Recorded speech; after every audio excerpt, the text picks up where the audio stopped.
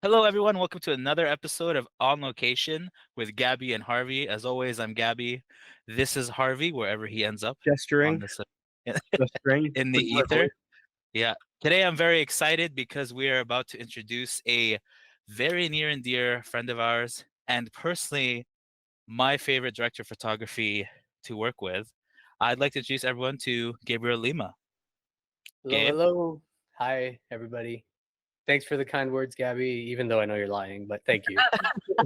We have known Gabe for quite a while, so there is some banter and light humor is going to be in this convo, I think. Please don't take any of it too seriously.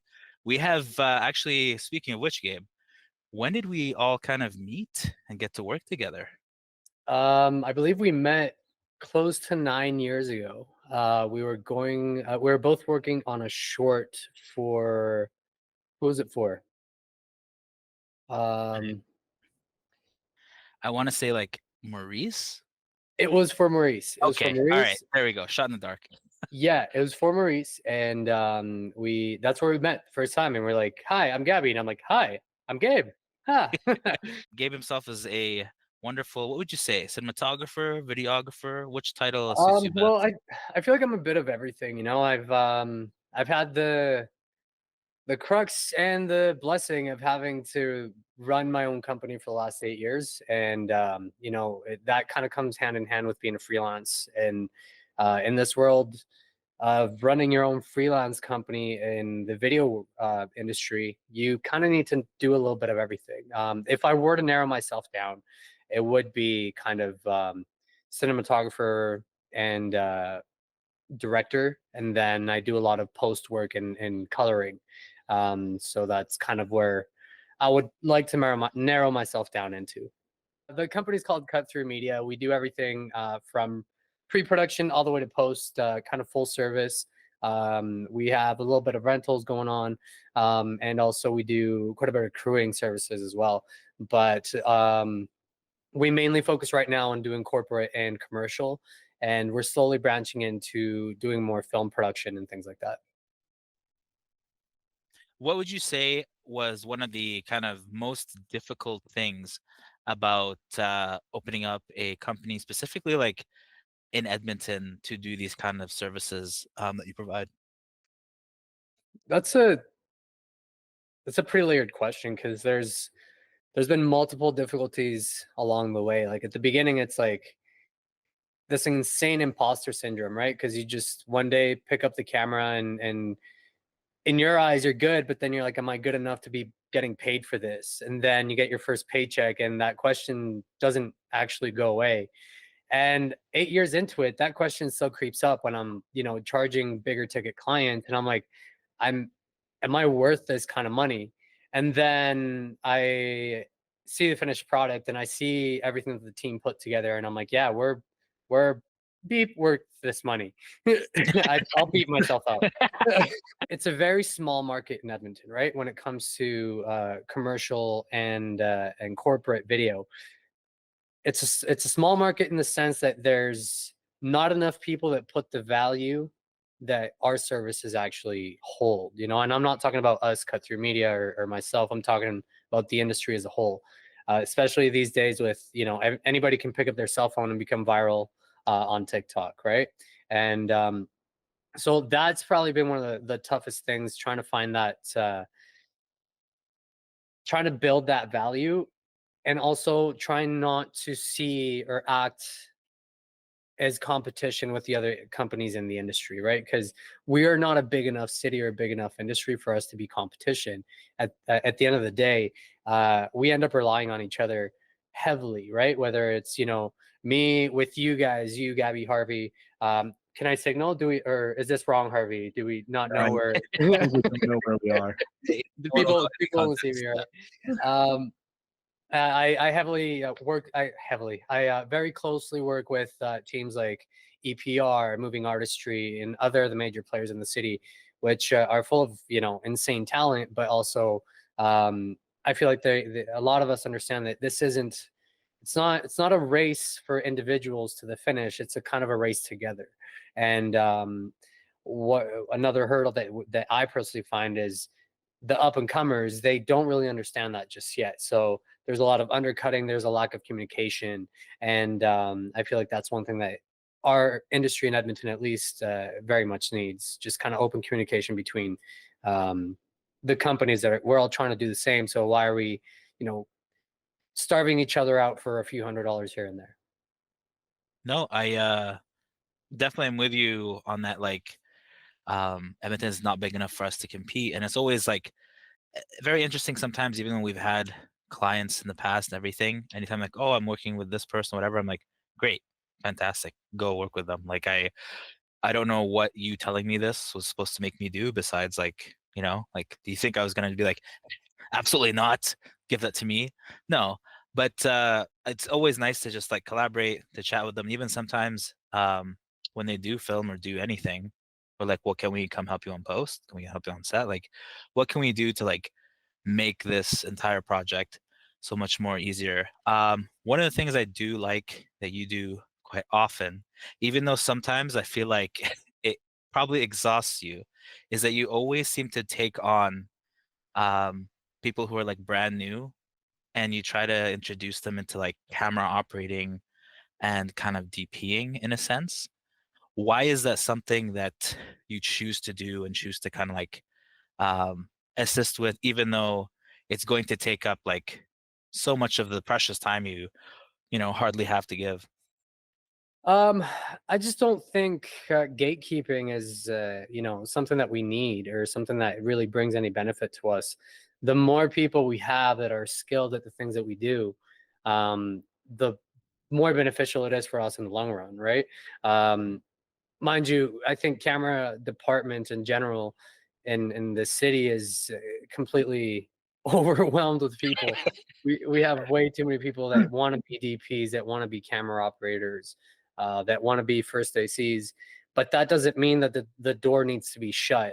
That only means that we need to find ways to keep growing the local industry. If we have a larger crew, a larger pool of people to source from, then the better it is going to be for everybody.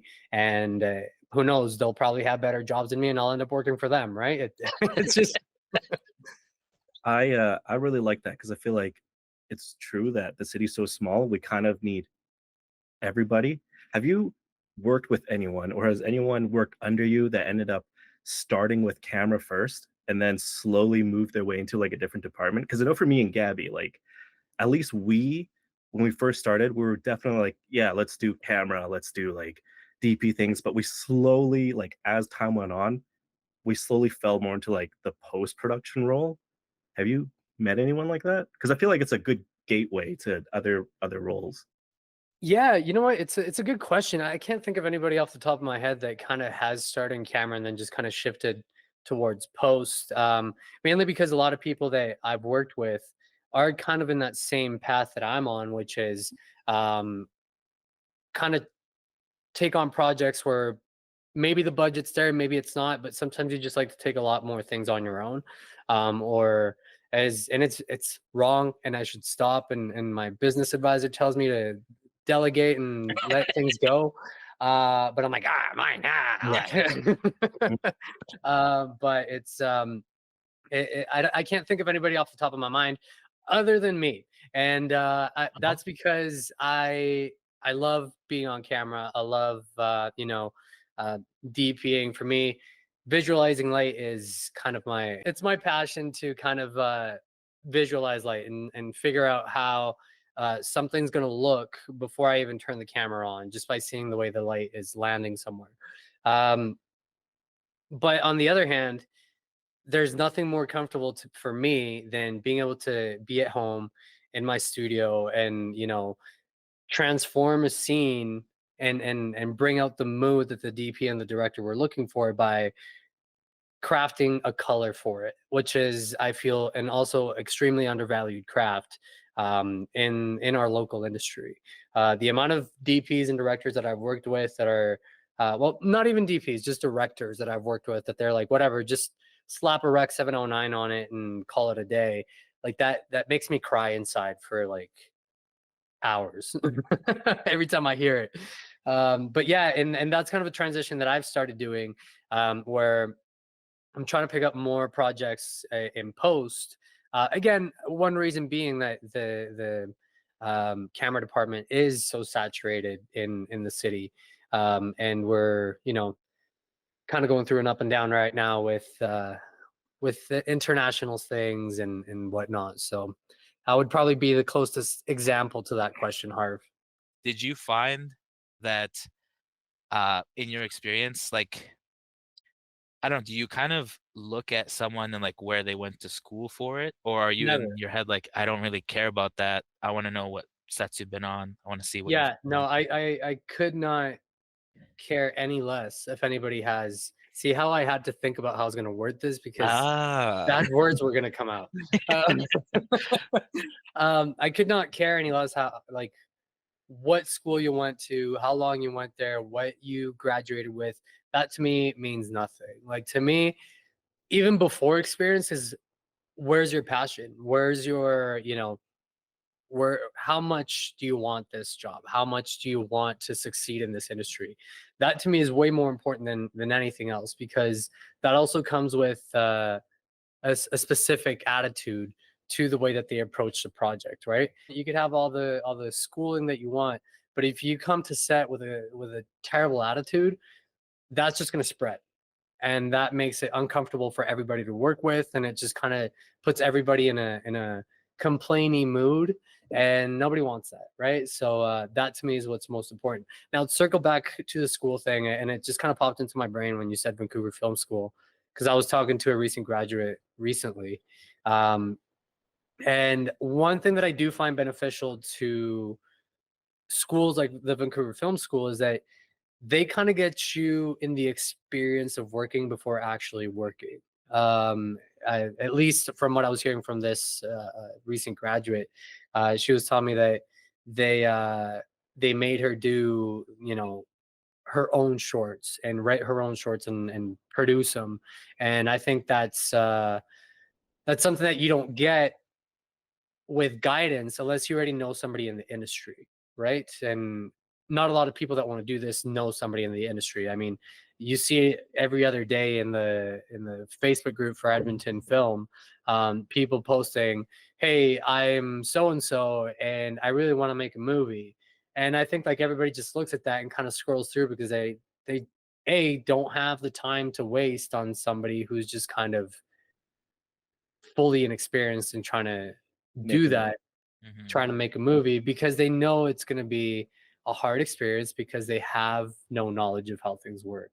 So just kind of circling back to that, that is one big benefit that I see to um, going to film school or some sort of education level that will get you that.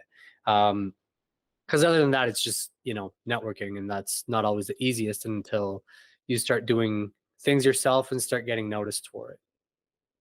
No, and I definitely agree. One of the key things that I always like, I am guilty of it because when I went to school and even was starting out, I immediately was like, I don't want to think about the business side of film. I want to shoot cool things. I'm an artist. That's right, yeah. And very quickly, it dawned on me that like if I don't think about the business side, I don't get money. And as much as like the saying goes, light camera action, I feel like it should go money as the very foundational thing, because many a times, even like um as we've been working everything, like we'll have newcomers come in and they're like, oh, like what's something like I should focus on? But I'm like, focus on like thinking of a set as a business ultimately. Like, yes, I know you want to be creative. Yes, I know you want like the best lights and the most amazing cameras and the best actors. But if you can't think about like how much will this cost?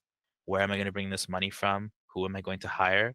I'm like, you're going to have a very hard time because eventually it will break you if you're just thinking about the creative. And we're in an industry, I feel like, where you can't just think about like the arts of it.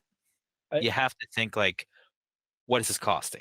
I think everyone gets like one where they get, or at least like one or two where you can be like, hey, I'm doing something. Like, do you want to come out and help me with that? What are you trying to say, Harvey? Look, I'm just saying, and like if people usually like most people in the film industry are relatively nice, and they're like, yeah, we'll come out and help you. But I feel like that only takes you to a certain point until you're like, okay, well now I'm gonna have to start like paying people, you know? Especially when you've been sitting on a project for 2 years that you haven't edited, but people came out to help you on it. Is that what you're trying to say, Harvey? Well, some of these kind of done Yeah, that. I never Uh, heard of this project. never. Um, You might be mixing me up with someone else. Yeah, yeah. yeah. So no, I completely agree with both of you. I think one thing is one thing that I do disagree on though, Gabby, is that I don't think you have to think about the money or make that a major part of your process in this, right? Because you can be 99% focused on the creative, have some knowledge on what things cost and what it takes to get something done, and team up with somebody who is the money thinker, who is the business mind, right? You don't have to be it all. If you are a director and you want to write and you want to have stories, then you better be damn good at selling the fact that that story needs to be told, because that's going to get you a producer on your team that's going to be like, yeah, this is a great story, let's sell it. And that producer is the one that's going to take care of all that business side for you, right? I am not good enough at either, I would say. So I think it's been one of my biggest hurdles. Uh, I think it's more of it's one thing that if you are in this industry and you want to be focused on the creative thing, before even focusing on the money, is believe in the project that you're doing to the extent that it becomes you, at least the very first one, right? Because that passion, again, back to the passion thing, that's what's going to translate to people wanting to work with you and people wanting to help you, source money and produce and distribute and all that kind of stuff. um and surround yourself with people that you know are equally as talented or more talented, I would say. I prefer always having people that are well ahead of me in whatever aspect I'm trying to improve in life. um which begs the question why we're still friends. Yeah, I But was just gonna say, Yeah. what's going on here? That's yeah, yeah, um I'm kidding, Gabby, yeah, Harvey, I love you guys. He's not kidding. He's not yeah. kidding. He's not kidding. This That's is why I live. looked This down is as I said that. yeah. No. You didn't look us in the face when you say it, huh? I'll No, see you but at the next meeting. it's really one of the biggest and strongest tools that I've found is being surrounded by people that inspire you, by people that you can talk about nothing and then at the end of the day come out with so much wealth of knowledge and feel fulfilled, and take that as a life lesson or take that as a business lesson, because it works on both ends. And that's the only thing that I feel I kind of disagree with you on. That yeah, money's important, but you don't need to be the money mind if you have somebody that can work with you on that side of things so that you can focus on the creative. What is your answer to when someone's like, I don't know what I want to do, but I want to get started? Where would you kind of guide Like them to? somebody who has no idea what department they want to grow in, they just want Yeah, to be a part of it. yeah. Yeah, I think you're not far at all. I think that's a place where I would put somebody in, because I mean, even if your goal is to end up in camera or to end up as a cinematographer, um like with any industry, if you know it from the inside out, from the bottom up, by the moment you get to the top, then you're going to have every single pillar of strength that you need underneath you to hold up the fact that you got to that position, right? 9 times out of 10, a good grip, or actually 10 times out of 10, a good grip is not just going to stand there and, smoke a cig on the side of set while they're waiting for the scene to be done. They'll be on the ready, seeing how they can help and how they can help things move along. Because at the end of the day, they are the first to get there and the last to leave. So the sooner we're done, the quicker they get to go home. So yeah, I would say you're right.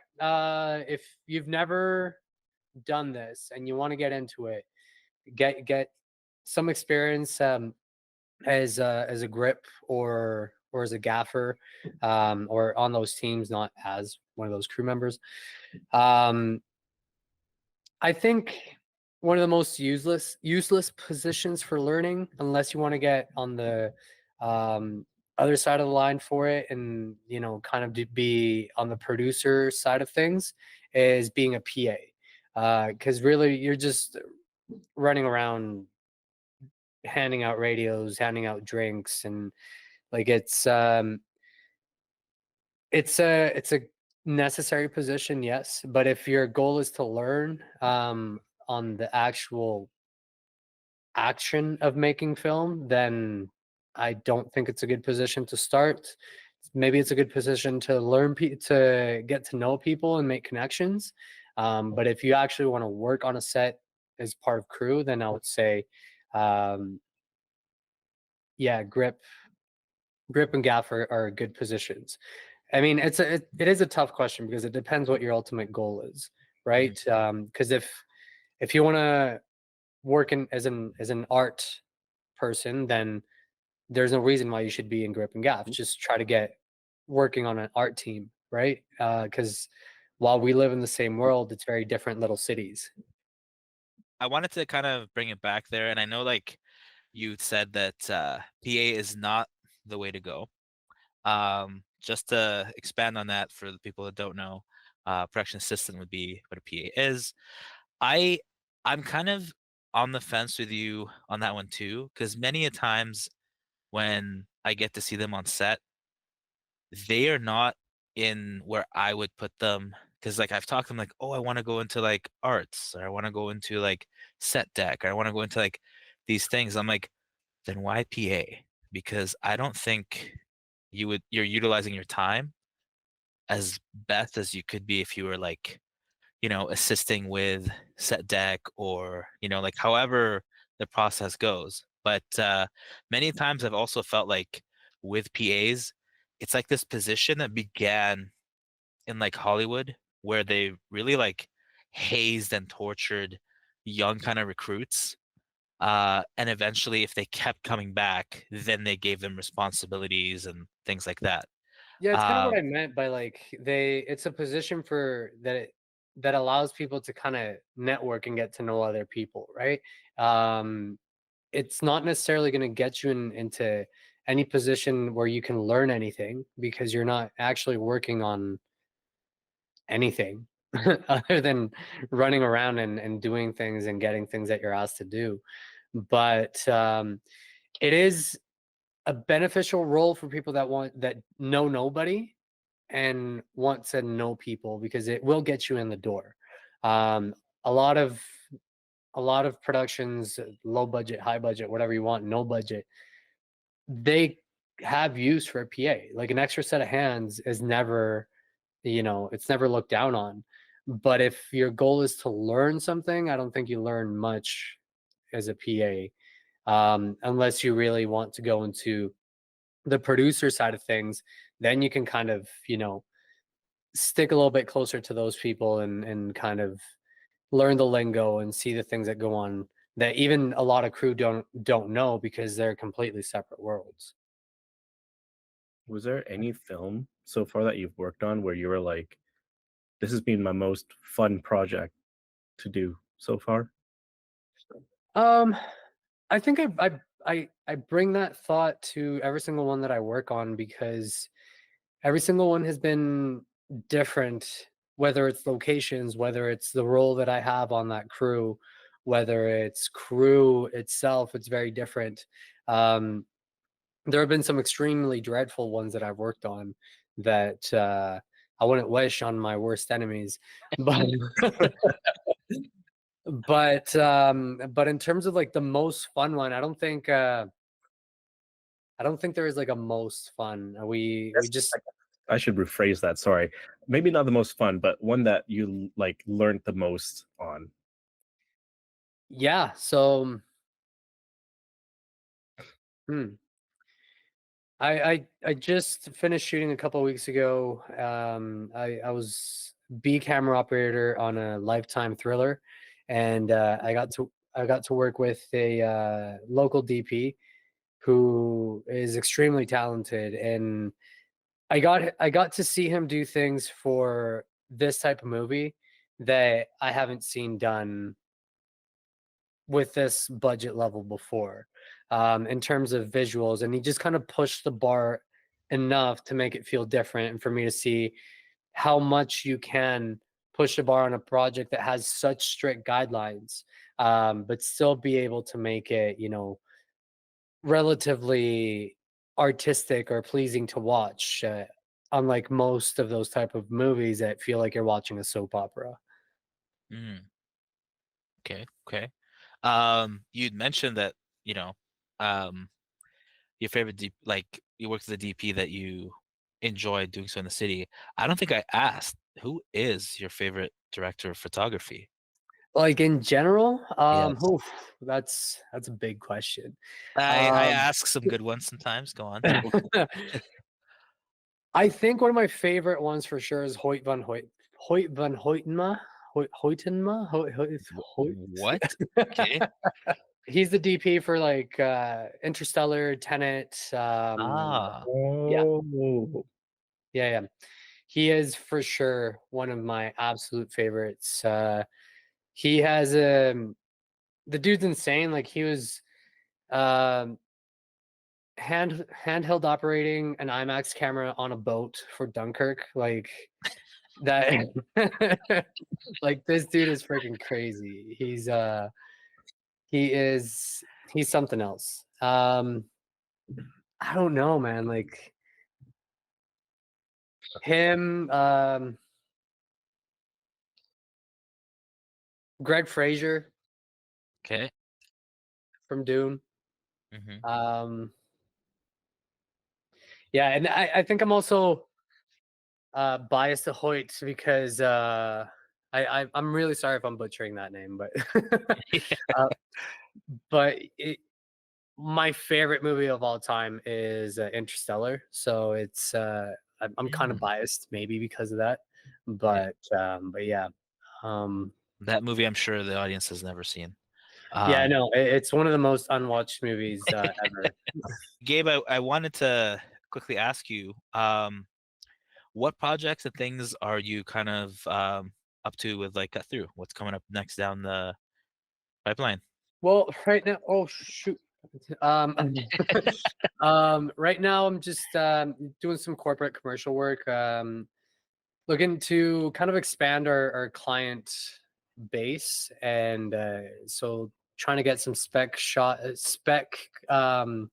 projects done. So for people that don't know, spec commercials are fake commercials done as if they were done for a real brand. Mm, Um, I feel as a director, cinematographer, and as a production company, they're invaluable assets, because especially if you're trying to get work with an agency, or show a brand that you can handle the type of work that you say you can, showing that you can communicate a brand's voice is extremely invaluable. Showing that I think one of my favorite spec ads is a spec ad that was done for Johnny Walker, where if you watch it, it feels like an actual Johnny Walker commercial, and it's won awards and like a bunch of things. But it was done by a couple guys that wanted to do a spec for Johnny Walker, and it's a beautiful ad about brotherhood and whatever. So doing that, and also on the film side of things, I'm currently um, in the writing phase of an episodic series that I've been kind of thinking about for the last couple of years. And finally, after some inspiration from close friends and just tired of sitting on something and thinking one day I'll do it and getting making myself ready to actually do it. it is amazing to hear kind of your thoughts and just I know like we always bump into each other on set and work together and everything, but just sitting down and hearing your thoughts, and it's wonderful that like we align on so many and disagree on some, but that's how it works in the world. But I wanted to say that it's been great. It's been fantastic to kind of chat with you. That is the hour that we get to spend with you. Before we mosey on out of here, was there any final thoughts that you had for us, to the audience, to anything you want to say? Um, just kind of circling back to that, what I just said. If you have a story that you want to tell, if you have, that lingering image in your mind that you want to portray on a screen, don't hold back. Just do it. Don't wait for people to tell you that it's good or it's bad. There's always going to be critics, no matter how good or how bad it is. Somebody's always going to think the opposite, right? So just do things, and do them for you. And if you plan on working in this industry, then do yourself a favor and always try to keep a good attitude, because I know for me and the people that I like to work with that, are on my level or higher, attitude will get you the job 9 times out of 10 over the guy with the experience. So keep a good attitude and enjoy it. And that's the biggest thing, enjoy it. Because I know so many people are in this industry that don't enjoy it, and they're just bitter and, they're just kind of, Harvey, is that you? Yeah. Hit home for Harvey. Me? What? He's yeah, go on. Yeah, no, just enjoy it, because the moment you stop enjoying it, it becomes a job, and there are much easier jobs for you to be doing that will make you much more consistent money than the film industry. So enjoy the heck out of it, and yeah, just keep your head up, because it's not an easy industry. Just surround yourself by the right people, and yeah, thanks for having me on, guys. This was fun. Awesome. I know that we're definitely going to be seeing you soon, bumping into you on set. And to the folks at home, like, as much as like we joke and everything, Gabe is fantastic. So please reach out to him if you're considering doing anything in film, if you're considering shooting something, even like from the commercial side or anything like that. He's a wonderful resource and always happy to help. And yeah, always jolly, and we'll make jokes and liven the mood, so it won't be a dry conversation. But beyond that, I am going to go close up the shop. This has been another episode of On Location with our guest, Gabe Lima. I am Gabby, and this is Harvey, and Over we'll here. catch you at the next one. Bye. Bye.